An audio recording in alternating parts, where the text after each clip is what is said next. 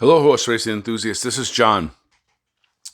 Today's going to be a little bit of a different video, a real quick one. We may do one later, but I wanted to go through yesterday's card. I handicapped all 10 races at Saratoga, and although I did not win in these specifically, I won some of them, but not in the manner that I'm about to state.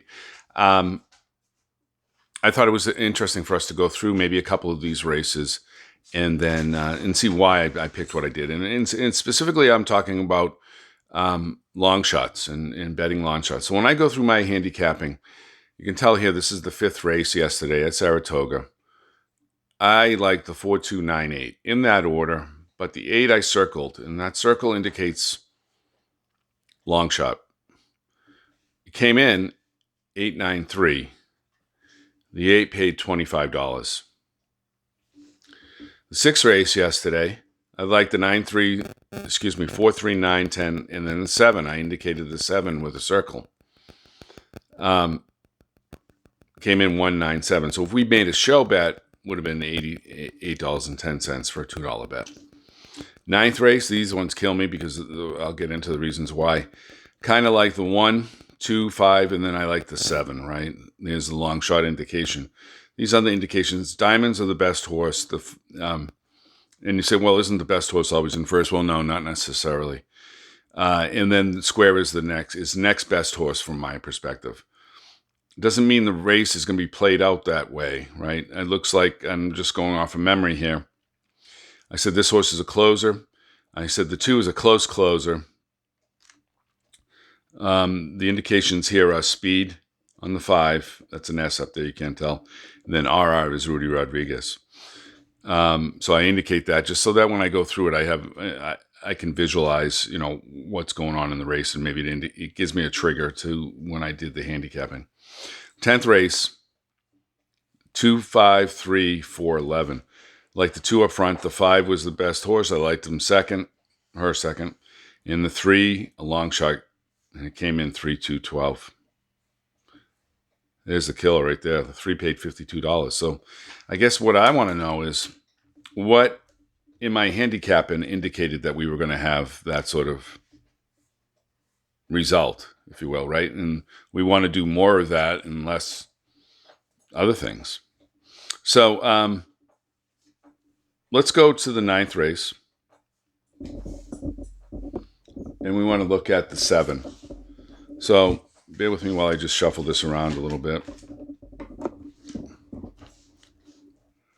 Okay, so the 9th race. Why didn't we bet this race even though we indicated that it was a long shot? And I guess more importantly, what made us feel like it had the capabilities? It had made me feel like it had the capabilities. Name of the horse, Good Night Olive. 5-1 morning line. It was going to run number 7. Irad Ortiz Jr. is the jockey. The sire is Go Sapper out of Sally Strike, Smart Strike. The trainer is Chad Brown. Some of these indicators are very cool. This little box right here says 1 for 1 at Saratoga. This 95 tells me that the highest buyer speed figure that this horse had was 95. This indication's right here. Distance has a 403 Tomlinson, very good. Turf is 341. It's very competitive turf pedigree. There's not an average par bias here. There are a couple of horses that have in the 90s. I think the favorite was Cece, the 1. She's in a tough position. So, she was going to have to hit the gas early. You could get cut off. There was reasons why, she didn't make it. She didn't run. So let's go back to the 7 while we're here. The reason we're here. Last race. There's really not a lot of indicators. So maybe the clock was messed up or whatever. We can't really tell. Ran 6.5 furlongs. This is going a little bit longer.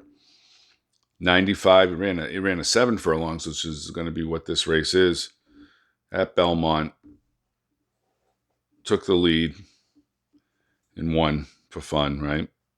By 5 lengths, 85-21 track variant. The speed figure that I thought was very interesting, actually the two, this is the first indicator of it. November 1st at Aqueduct, 7 furlongs, 87. Broke from the second hole. Early was half length out in third. Ahead, off by a head at second, so almost first. Took over with the last quarter of a mile left remaining. Won by, it looks like 9 lengths, 82-18.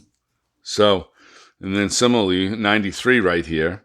Speed, no, from the one hole. Third, then closed. I call that rating and closed. You have the same indicating here, although you don't have a lot of the numbers. One hole. Fourth by 2. 3.5 length. So third by a length and a half, and then 1. So there's a lot of factors going into this one that all of a sudden are screaming like this is the pick, right? You got Chad Brown. You have a IRAD OTs. You have a competitive speed figure. You have 1 for 1 at Saratoga, 2 for 2 at the distance.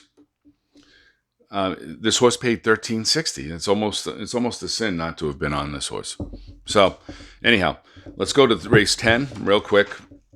We'll do this one a little quicker. Race 10, if you remember, this is the real good one, right? These are what we liked.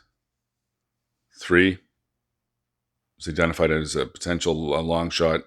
The 3 won. 2 came in second. 3 paid $52. Now, why did we identify the 3 as a long shot possibility? So, just to go through this real quick, the 10th race is 5.5 furlongs on the turf, maiden special weight. The purse is $105,000. It's for 3-year-olds and up. 3-year-olds will run for 119. Older horses will run for 124. That's the pounds, the total weight that they carry. This is a schematic. Shows 5.5 on the turf. As you start here and you go around this corner, if you're on the outside and you don't have speed to get over, you're going to be hung out to dry on this. That's just something I always look at. Buyer, par value. That's the average buyer speed figure that wins this race over the last several years, 82. So we want to find something that's approaching 82. Now, I went through this. You're going to have to trust me on it a little bit. But there were none that had 82. There were some that had in the mid-70s.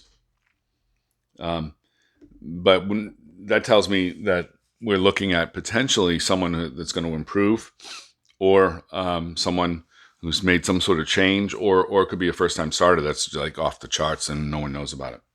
So let's look at the 3. The 3 is the long shot that won. We identified the 3 as a potential long shot. I didn't circle it there, but I had him in. I had her in there.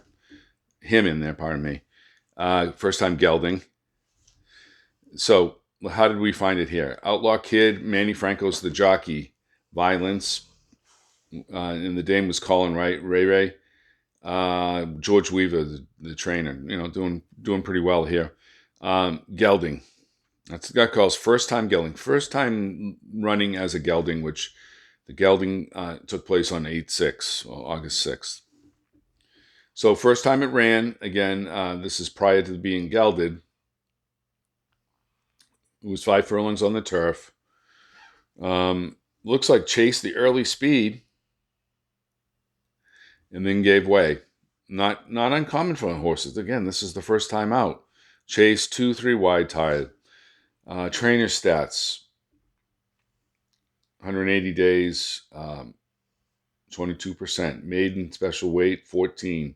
Turf 10, turf 15. Turf sprints 10. Sprints 14, and then maiden special weights 13. This figures right here are the Saratoga jockey trainer statistics. And this is overall. So it's 14% overall, these two together, Manny Franco and George Weaver, and then 17 here this season at Saratoga. So could we have identified this? Yeah, this was first time gelding. I mean, that just jumps off the page. We would expect to see improvement from this running line after first time gelding. I can't guarantee a win every time, but I think that was an important thing. Let's look at the two. The two came in second. Why we have this here, and just help us a little bit. Linda Rice, 5.5 furlongs on the turf. She's a specialist at this. IRAD. How can you go wrong? The running line indicates to me, again, only one time out prior to this. Ran on the turf here at Saratoga. Was engaged early, kind of faded late. Hit the gate off. Okay, so hit the gate. So maybe got hurt. You don't know. There was a horse yesterday. In one of the big races, not yesterday, but Saturday. Clairiere. Did a false break, if you will. Tried to break through the gate. The great gate didn't give way. She got cut up in the face. And how did that not affect her racing yesterday? So you don't know what happened here, but there could have been an issue. Sorry, on the two. Hit gate off slow, so there could be some sort of injury, minor injury.